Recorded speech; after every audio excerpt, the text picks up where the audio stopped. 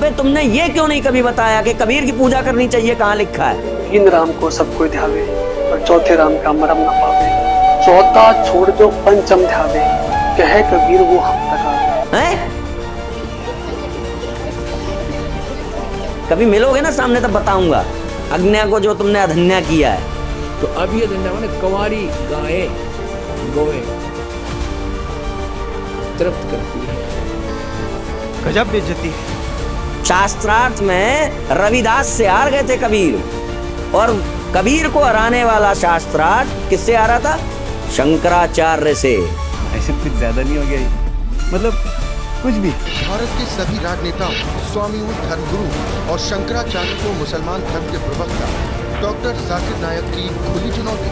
ये चैलेंज है, कोई भी शख्स हिंदुस्तान में हो, मिनिस्टर हों दो, कोई भी स्वामी हों दो, कोई भी शंकराचार्य हों दो, इंशाल्लाह मैं तालिब इल्म हूँ इस्लाम और दीगर मज़ाहिब का। मैं तस्लीम करता हूँ कि डिबेट होना चाहिए। अब संसार आप समझ जाएगी जनता ये किसे एक शंकराचार्य है, ये देखिएगा। मत पड़ो चक्कर में, कोई है नहीं तक। नमस्कार दर्शकों, आज हम लाए हैं आपके सामने दो आध्यात्मिक पक्ष। एक और है शिवांश नारायण, तो वहीं दूसरी और है संत रामपाल जी महाराज। किसका ज्ञान है सच्चा और कौन दिखाएगा मोक्ष की राह? अब फैसला होगा आपके कमेंट में। तो दर्शकों, ऐसी और वीडियो देखने के लिए हमारे चैनल को अभी सब्सक्राइब करें, वीडियो को लाइक करें और ज्यादा से ज्यादा शेयर करें, क्योंकि ये लड़ाई सिर्फ शब्दों की नहीं, सत्य और भ्रम के बीच की है। तो चलिए शुरू करते हैं। अबे तुमने ये क्यों नहीं कभी बताया कि कबीर की पूजा करनी चाहिए? कहाँ लिखा है? हैं? और तुम जो कवि से कबीर बनाते हो, तो फिर अगर मान लो वो कवि कबीर ही है, हालांकि तुमने अज्ञा को अधन्या कर दिया है। कभी मिलोगे ना सामने तब बताऊंगा अज्ञा को जो तुमने अधन्या किया है, कवि को जो तुमने कबीर किया है। अपने मन से, अपने मनगढ़ंत शिवराम आपटे की बात को मानो कि ब्रज शब्द का अर्थ जाना होता है, मगर शिवराम आपटे की दूसरी बात को मत मानो कि कवि का अर्थ कहीं नहीं लिखा कबीर होता है। अज्ञा का अर्थ कहीं नहीं लिखा कि बिन ब्याही वो होता है कुमारी गाय, है ना? तो ये जो है तुम्हारी स्टाइल है कि भाई अपने हिसाब से कहीं से भी कोई चीज उठा के दिखा दी। अरे भाई, वेदों में कवि के द्वारा तुम्हारे कबीर की ही बात की गई है, तो फिर कहीं पे लिखा तो होना चाहिए ना कि हाँ ये वही कबीर है जिसकी वेदों में बात की गई है, और जहां पे लिखा हो वो हमारे द्वारा स्वीकार्य भी तो होना चाहिए। अगर वेद व्यास जी के या फिर ब्रह्मा जी के द्वारा प्राप्त होने वाले वेद आदि शास्त्रों से तुम ये निकाल रहे हो कि ये इसमें देखो कबीर की बात हो रही है, तो उनके द्वारा ही कहीं पर ये मेंशन होना चाहिए ना कि ये वही कबीर है जो तुम्हारा वाला कबीर है, ये वही कबीर है जिसकी बात वेदों में हुई है। जैसे कि अगर विष्णु की बात वेद में हुई, शिव की बात वेद में हुई, तो जिनको हम मानते हैं वेद व्यास जी, उनके द्वारा रचित जो अन्य ग्रंथ हैं उसमें उन्होंने बताया ना कि हाँ वेदों के द्वारा ऐसी, यही है विष्णु जिसकी वेदों द्वारा बात होती है, यही है शिव जिनकी वेदों द्वारा बात होती है। तुम्हारा कहाँ है वो? और अगर वेदों में कोई नाम आ गया, उस नाम का कोई भी व्यक्ति मान्य हो जाएगा, तो फिर हो सकता है कोई राठौड़ हो, कोई ब्राह्मण हो, कोई शिव हो, पता नहीं कितने ऐसे भगवान बनते डोलेंगे तुम्हारे हेलमेट्स के। अब तुम कह दोगे नहीं नहीं वही एक है जो कुमारा पैदा हुआ था, तो इन सब पे आकर के बात करना, वो कौन कुमारी गाय का दूध पिया था, क्या हुआ था क्या नहीं हुआ था। समझ में आ रहा है? अभी हमने तुमको ये बता दिया कि एक ही शास्त्र के एक अर्थ को मानना और दूसरे अर्थ को ना मानने वाला व्यक्ति शास्त्र पर विश्वास करने वाला सिद्ध नहीं होता। हम इस शास्त्र पर विश्वास नहीं करते, समझे? तुम्हें बताने के लिए बता रहे हैं कि तुम्हारा जो वो है तत्वदर्शी, वो कितना बड़ा क्या है वो तुम ही जानो।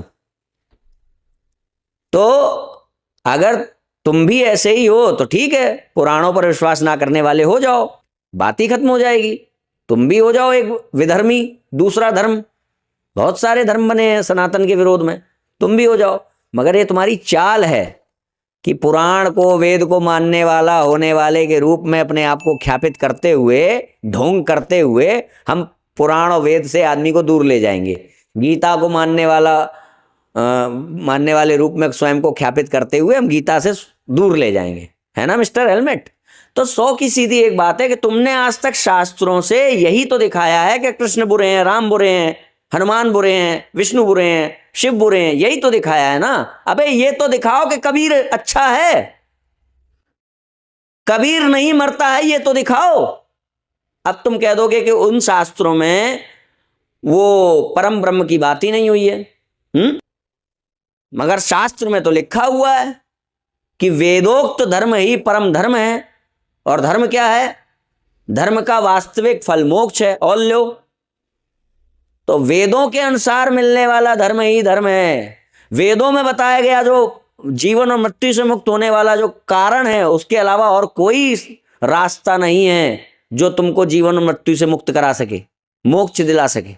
ये तो दिया गया वेदों में। अब तुम वेदों को पढ़ाकर, पुराणों को पढ़ाकर यही तो सिद्ध कर रहे हो कि वेदों को और पुराणों को क्यों नहीं पढ़ना, क्योंकि इसमें जो जो प्रतिपाद्य विषय है उन सब की बुराई है। तो भाई मत मानो ना वेदों को, पुराणों को। क्यों मानने वाला होने का ढोंग कर रहे हो? जाओ अपना सूक्ष्म वेद पढ़ो और उसके आधार पर भक्ति करो। तुम जो ये रायता फैलाते हो कि भाई हम तो वेद और पुराण को मानने वाले हैं, और मानते क्या है कि उसमें जिन जिन की बुराई की है हम वो बता रहे हैं तुम्हें आकर के, हाँ, कि किस किस की बुराई की गई है। अरे बताना है तो ये बताओ कि जिसकी तुम भक्ति करवा रहे हो, भक्ति कहां लिखी है उनमें? कहीं नहीं। शास्त्रार्थ में रविदास से हार गए थे कबीर, और कबीर को हराने वाला शास्त्रार्थ किससे आ रहा था? शंकराचार्य से। नाम याद होगा, शंकराचार्य, समझे? और उसके बाद रामानंदाचार्य जी के पास जाकर के उनका शिष्यत्व प्राप्त किया और भगवत भक्ति की। पुराण में लिखा है। नहीं मानते हो तो पूरा मत मानो, मानते हो तो पूरा मानो। अरे भाई अगर इन किताबों के द्वारा जो प्रतिपाद्य विषय हैं, अगर वो तुमको समझ में नहीं आ रहे हैं, वो बुरे लग रहे हैं, तो इससे ये नहीं सिद्ध होता कि जिनको तुम मनवाना चाहते हो वो सही है। समझे? तो इसीलिए कहता हूं मत पड़ो चक्कर में, कोई है नहीं टक्कर में।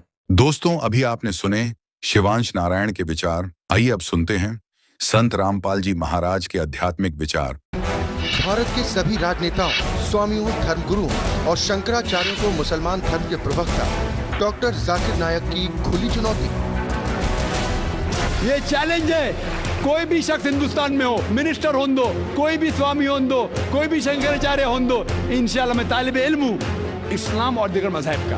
मैं तस्लीम करता हूँ कि डिबेट होना चाहिए, मैं उनसे डिस्कशन करता हूँ। अगर मुझे गलत साबित करो, मैं बदलने को तैयार हूँ। ये मुसलमान की जबान है, हम जब जबान देते हैं उसका पालन करते हैं। संत रामपाल जी महाराज ने स्वीकार की मुस्लिम धर्म प्रवक्ता डॉक्टर जाकिर नायक की चुनौती। मुस्लिम धर्म प्रवक्ता डॉक्टर जाकिर नायक हैं सादर आमंत्रित। जब चाहे कर सकते हैं संत रामपाल जी महाराज के साथ ज्ञान चर्चा। डॉक्टर जाकिर नायक के इस चैलेंज को स्वीकार करता हूँ, लेकिन अपने उस वायदे को याद रखना जिसमें कहा है कि जो मुझे झूठा सिद्ध कर देगा, गलत सिद्ध कर देगा, मैं अपने आप को बदल लूँगा। चैलेंज आपको 10 पॉइंटों पर झूठा कर दूंगा सिद्ध, और कभी भी आकर के वो आध्यात्मिक ज्ञान चर्चा कर सकते हैं।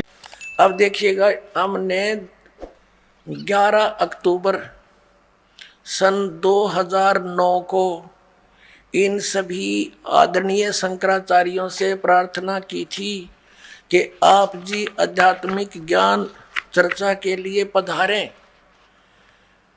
लेकिन ये अपने आप को शायद महान समझते हैं और अपनी बेइज्जती समझी होगी रामपाल से गोष्ठीकरण में, लेकिन उस तरह नहीं तो इस तरह कर दिया हमने तो इनकी हिंदी।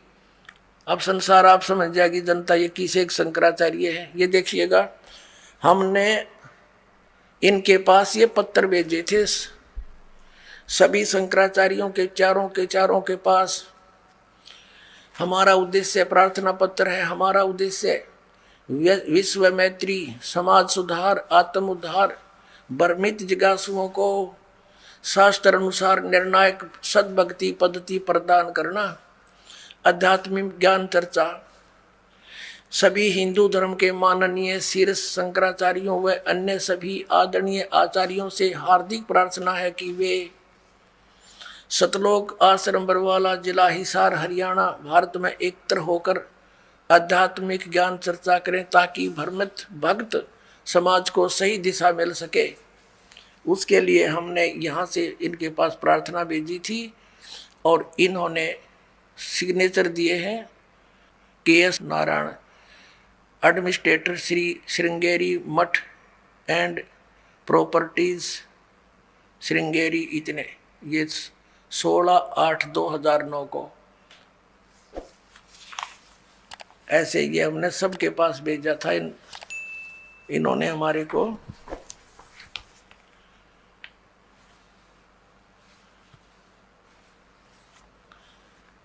ये पत्र प्राप्त किया। प्रेमचंद्र उपाध्याय, प्रबंधक, ज्योतिष मठ, ज्योतिष आचार्य, ज्योतिष मठ, उसको।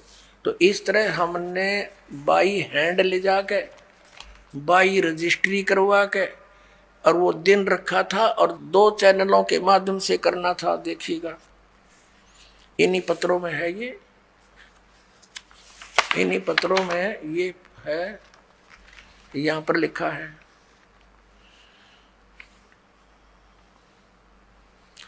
इस सर्व कार्यक्रम आध्यात्मिक ज्ञान चर्चा का सीधा प्रसारण सुप्रसिद्ध टीवी चैनलों जी जागरण, एक नंबर जी जागरण, दूसरा साधना पर 11 अक्टूबर 2009 को शाम 6 बजे से 10 बजे तक किया जाएगा।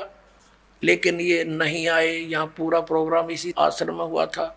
गुण तीनों की भक्ति में ये भूल पड़ो संसारे, कह कबीर निज नाम बिना तुम कैसे उतरो पार।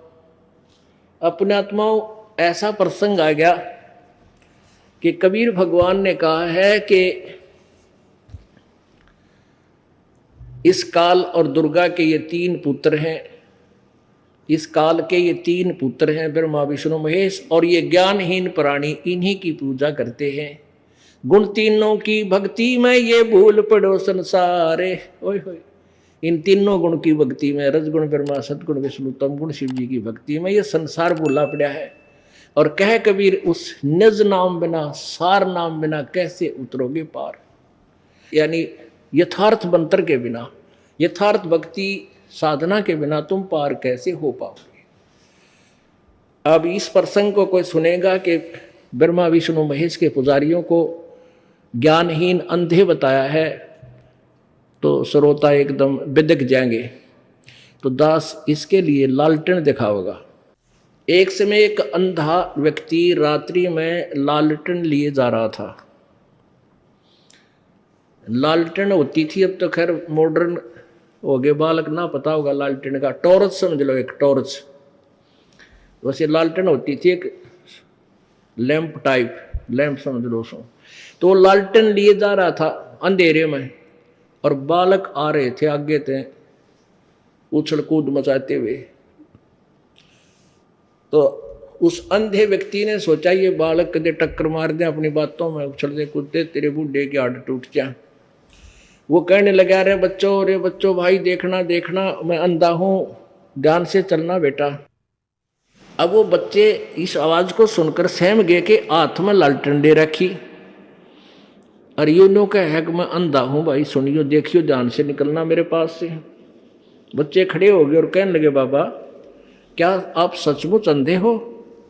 आखा बेटा मैं अंधा हूँ, बिल्कुल दिखाई नहीं देता। फिर लालटेन क्यों ले रखी आपने? कि आप आँखों वालों के लिए कदे मेरे में टक्कर मार कर टांग तोड़ दो बूढ़े आदमी की। मुझे देखकर तुम एक तरफ का टल जाओ, अपनी जान बचा रहा हूँ भाई बेटा मत। तो पुण्यात्माओं, ये सदग्रंथ जैसे दास ने परमात्मा की वाणी को बोला, ये सत्य है कि तिनके सुत हैं, काल और दुर्गा के पुत्र हैं ये तीनों देवा, अंधर जीव करत है सेवा। ये ज्ञानहीन बिना ज्ञान के व्यक्ति इन ब्रह्मा विष्णु महेश की पूजा करते हैं, इन तीनों गुणों की, रजगुण ब्रह्मा, सतगुण विष्णु, तम गुण शिव जी की। तो ये तो दास ने कहा है परमात्मा की अमरवाणी से। और ईब लालटेन दिखा दूंगा, कहते मेरी गेल खस्से को आके नूंगा, यूँ क्यों ऐसा क्यों बोला, हमें अंधा कैसे बता दिया। तो लालटेन दिखा दूंगा, भाई मेरे साथ ना खसना, अपने इस सदग्रंथों की रोशनी में एक साइड पकड़ जाना।